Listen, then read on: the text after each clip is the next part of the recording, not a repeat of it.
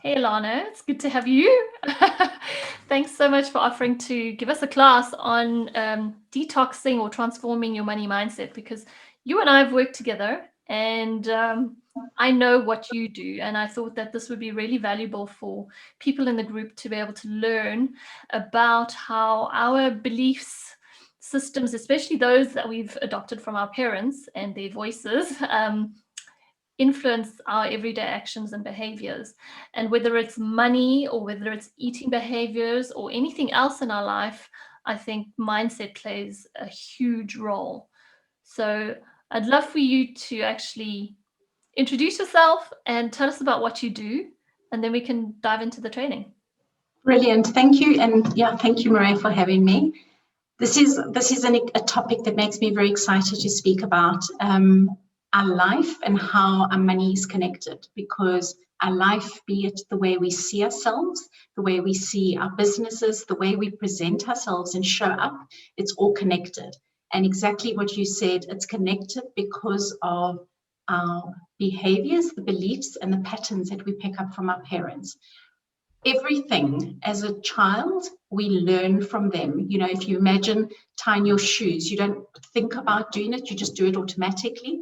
It's the same way that you are with money, with food, with any other thing. You're doing this automatically.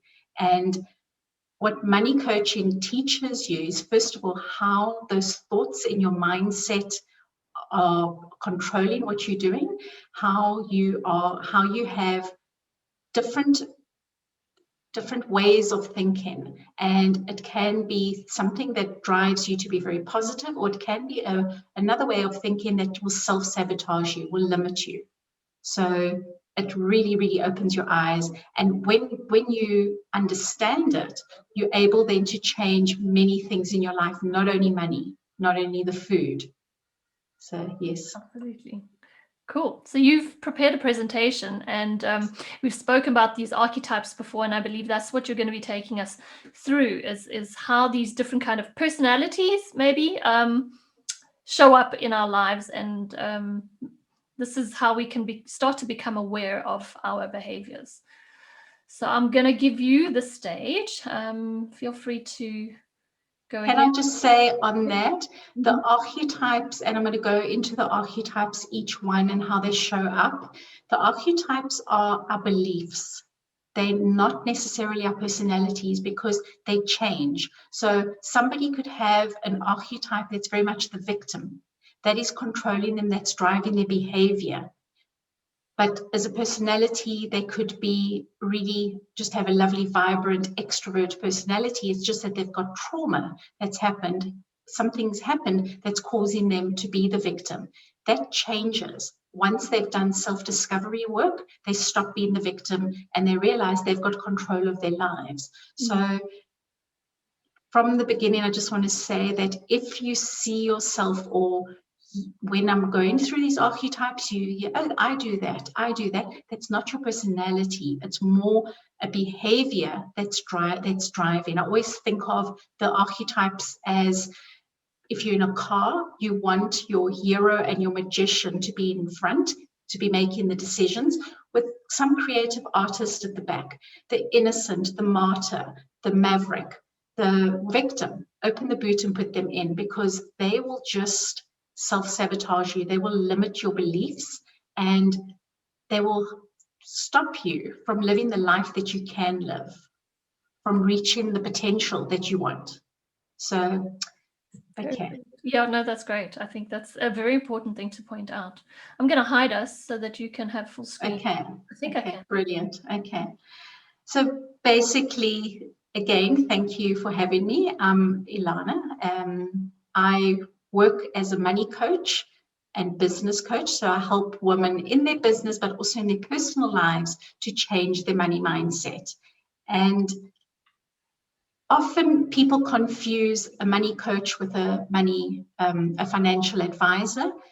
A money coach works on the emotions. It works on your childhood, the trauma that's happened, because everything starts in our childhood, and our money problems, our behavior all started there. And when we acknowledge it, when we see where it comes from, we can change it. So A lot of people believe that money is dirty, money is evil, and all these different things that I've got written here, that if I become wealthy or if my business does really, really well, people will judge me or people will want something from me or I might lose friends.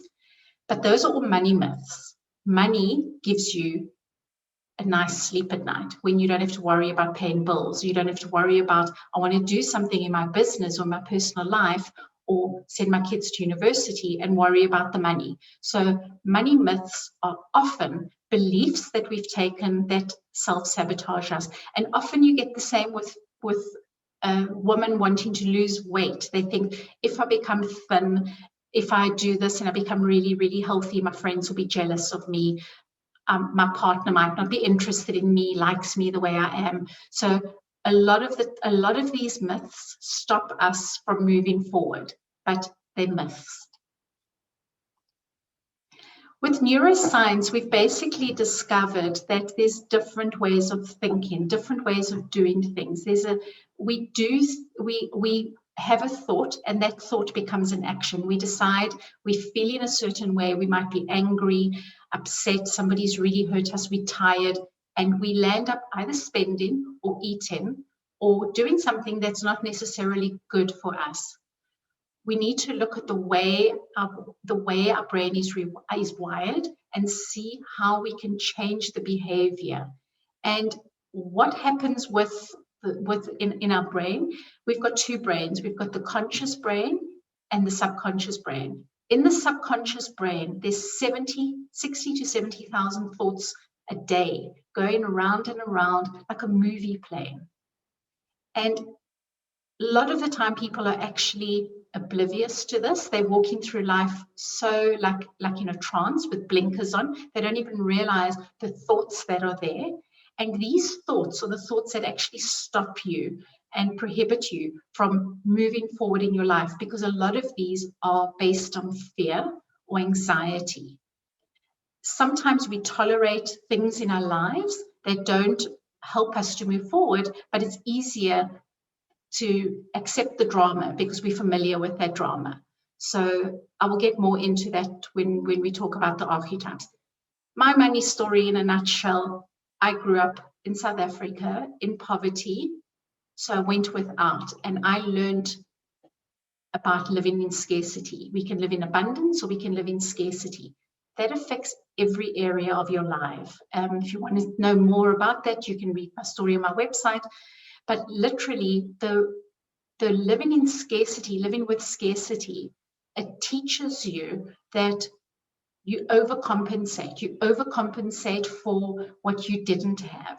So for me, never having lots of fancy clothes when I was a young child, or never having a lot of things, I overcompensated and got myself into a lot of debt, which led me to go for coaching and to fix it.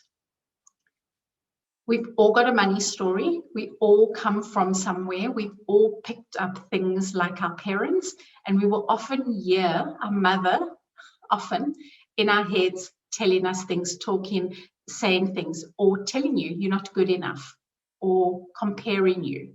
So you need to be very aware of what the stories you're telling yourself, what you're still accepting, because these are old stories. We spoke about the archetypes. Now, the archetypes were developed by Carl Jung, who's a Swiss philosopher and psychologist in the 1900s. And he talks about the 8 different archetypes. Now, as I said, sometimes you can be a combination of different archetypes. You could show innocent. You could also show the ruler or the artist. These change. They're not permanent. And again, they're not our personalities. But these drive our behavior. For instance, if you are feeling very much the martyr, you will be doing certain things that is not in your best interest. For instance, if you're a martyr, as I call it, the mother of all archetypes, you're always looking after everybody else but yourself. So you're feeding the kids, you're feeding your husband, the good stuff, but yourself, you'll sit and have a pasta or the leftover cold pizza from the fridge. The martyr doesn't put herself first. And that's just to give you an example on that, but I'm going to go through each one of them.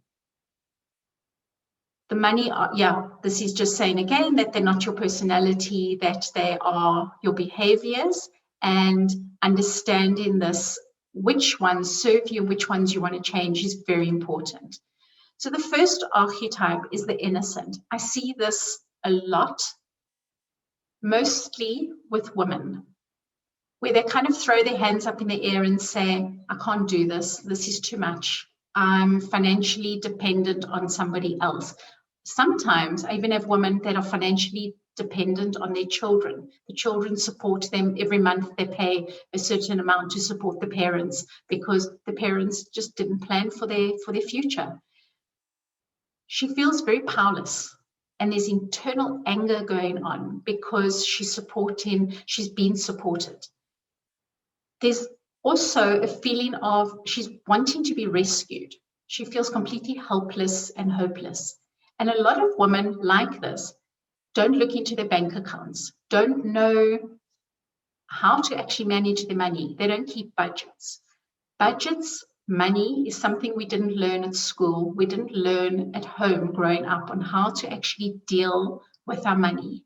So when I work with the innocent, a lot of them, I call this the ostrich approach. They've got their head in the sand. They don't want to know about money. They want their husbands or somebody else to handle it for them. And they're not facing up to reality. I always say if your head's in the sand, the rest of your body is exposed. The innocent needs to get her power. She needs to be able to realize that she can be incredibly powerful.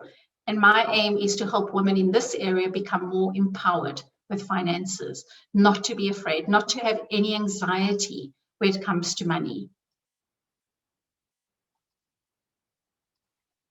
The next archetype is the victim. It's quite an interest in this. This person, man or woman, has often been through some sort of betrayal, a divorce. They've lost their money. Things happen in life. You work in, at the moment, we've got the pandemic. People have lost jobs. There's a lot of people that will say, I will go and create something wonderful with this opportunity. I will take my business online. I will create something. Another one will say, this is so unfair. Why did this happen to me? Why does this always happen to me? The victim is so stuck in anger and unforgiveness. Often with the victim, there's so much unforgiveness that happens in their childhood. Their parents didn't give them love or didn't give them the things that they thought were important, and they become the victim. They hang on to the unforgiveness.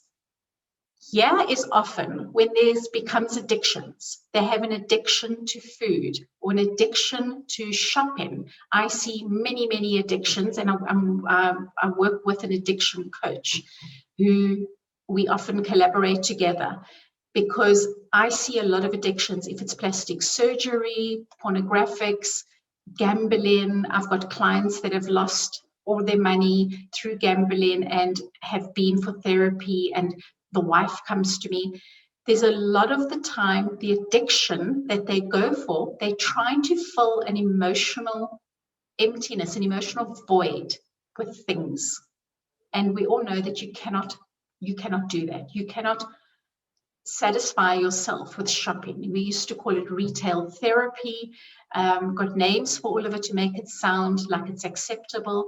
But at the end of the day, it's about self-discovery and figuring out, why are you so angry? Why do you need to have this thing to please you? A lot of the victims are very highly emotional. It's very difficult to have a conversation with someone who's a victim. They will bring you down. They will pull you down. So if anybody has victim mentality, you need to change it. You need to find out where it comes from. Stop blaming others. Stop waiting for someone to rescue you, because no one's coming. There's no guy or woman on a white horse coming to save you, or a fairy that's going to come and pay all your bills. You need to face up to it, and you need to rescue yourself. The next archetype is the hero. This person often wants to do everything by themselves. They're financially successful and confident, very discerning, very wise, but they don't let other people in. there's a balance here that needs to happen. This person needs to realize that if I want to get things done in my personal life, in my business, with my health, I need to let other people in. And in this case, with the money, if you've got issues, get the help. I always say, if you've got a toothache, you go to a dentist. If you've got problems, you're not feeling well, you go to a doctor. It's the same with the hero, allowing people to come in. You've got issues with health, you've got hormone imbalances, speak to Mireille, she will help you, she'll support you. The hero is very much wanting to do everything by themselves. And often when I see the hero, I see burnout. They come to me often when they're burnt out and they've lost their money or they've become bankrupt. So before that happens, get help wherever you need it. The martyr, the mother of all archetypes. I want to say that I was a combination of most of these. The martyr doesn't know how to look after herself because she doesn't know her self-worth. Her self-esteem has been knocked from childhood, from something that's happened. And there's so many different stories when it comes to the martyr. But she is so resentful and so angry. She lets you know if she helps you. She lets you know, I've just done this for you. And there's very much manipulative. There's manipulation that's going on. The martyr tends to look after everybody else, but not herself. She will have lots of people that she supports and helps. And, you know, as I mentioned earlier, will give you lovely, lovely meals, but will eat the cold pizza left in the fridge because she doesn't have time then to take care of herself. The martyr is often, the martyr is a self-sabotager, like the innocent and the victim. And there's nothing worse than being called a martyr. The Maverick, this lovely lady and men actually lives for today. Don't worry about tomorrow. We shop today. Life is short. You don't know when it's going to end. Enjoy life. You've earned the money. Spend it. It's your. Doesn't matter that you're smoking or drinking or having high sugar. You only live once. Well, the Maverick characteristics will catch up on you. The Maverick is thinking about today. They don't think about the future. They don't think about pensions and long-term for the next generation, planning for the next generation. They don't think about their health. When they're 20, they think, I can drink and smoke as much as I like, or spend or party. They don't realize it's going to catch up on them. The Maverick needs to learn that they need to plan. They need to set goals. They need to realize what is important and how they want their lives to be, and to take control, not to allow the shiny things to attract them. The artist. The artist is very much, someone wants to pop in. The artist is very much somebody that wants to, hi there, that is very detached from the real world, very attached from the material world, is very often on a spiritual path, and is nearly like in their own world. Often I find that these type of people will do beautiful work, have a beautiful service, but they won't charge for it. They don't know how to charge. They're not living in the material world. They're living in their own sort of spiritual world. And we need artists, we need creative people. There needs to be a balance. So there's a place, but they need to know their value. The ruler. I often come across that. I thought this was always a man thing when I learned about these archetypes, but I actually had so much ruler in myself, where you use people like pawns to manipulate and get the things that you want in life. But underneath, the ruler's very, very hurt. Things have happened. There's been trauma that has happened that will affect this person's outlook. And we mentioned earlier about the trauma that people have in childhood that can affect, which creates what we're talking about health here, all these autoimmune diseases and all these, the way our body reacts and responds.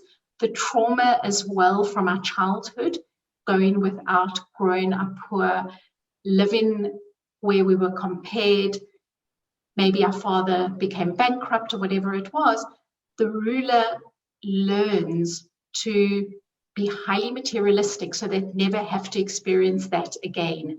They learn, they're always comparing themselves to others. And there's a lot of unforgiveness going on here.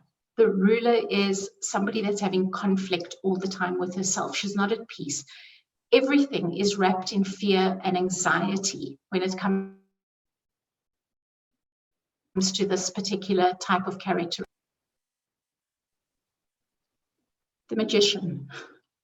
Love the magician. Everybody comes to me and says to me, how do I become a magician? They want to be more powerful. They want to make more money. They want to be more conscious. They want to be open to flow and financially balanced. The magician is spiritual. She understands herself. She understands where she's come from. She understands that things happened. As I said, we've all got a money story. We've all had trauma growing up in some form or another, because we aren't born on a bed of roses, and that's not life. But the magician knows how to use, from the growth and the personal growth that she's had, she knows how to create things. She knows how to open the flow of money into her life, that literally whatever she's doing, she doesn't stress about the money. The money's just there. This is one of the most beautiful archetypes to be. And so many people are working towards this, to changing and transforming the reality. And it's the same thing with money, with food, with whatever it is. When you've done the self-discovery on yourself and you figured out where these things come from, you're able then to enjoy. You're able then to be at the ideal weight, or to be at the optimal health, or to be financially free. So the magician's where we all want to be. And as I said, I'm just running through them quickly. I think it all starts with gratitude, and there's a gratitude diary that you can have as a gift, which I'm given, which just helps you to think about what are the things that are working, especially now with the pandemic. What are the things that I'm grateful for, that I want to have more of in my life? When you concentrate on the positives, you have more positives. When you concentrate on the negatives, you bring them more into your life. Your subconscious is hearing these certain things, because basically your subconscious doesn't know between right and wrong. Is this real? Is this not real? It's the same I always say when you're watching a movie and the movie's scary, you don't know if it's real or not. When the guy's coming in, he's going to hit you, you bend your head because you think he's going to whack you, but it's actually on the TV. Your subconscious doesn't know if it's real or not. So feed your subconscious with positivity, positive, with gratitude, with saying the things that you want in your life, morning and at night before you go to bed, instead of going to bed stressful, beautiful things that happen to you today, so that you can be positive and you can sleep with these positive thoughts. As well as there's a daily planner. I love to have a daily planner because I just feel that we get caught up in overwhelm, that there's so much to do. And I like to actually have the things that you need to put on your daily planner for today. And also, what I always tell people is less is more. Put 5 things on there and get through those 5 things. Don't try and have 100 things on there. I've also got here telling my money where to go, which is basically budgeting. As I said, so many women didn't learn how to budget at school, and it just gives you an overview of different things that maybe you don't even consider on your budget. As well as the archetype book, which goes through in much more detail about the archetypes. I feel that there's so much more to each archetype. When I get a quiz back, I can see exactly in the archetypes what's going on, but the book will also tell you more. And this is just how to work with me. I've got a money quiz on my website which tells you about your archetypes. And as I said, they're not your personalities, and they do change, and they can change for the better, as well as a newsletter if anybody wants tips and advice on money. Every month in the newsletter, it's about that. And then there's the link to the money quiz. And Mireille, back to you. Yeah, perfect.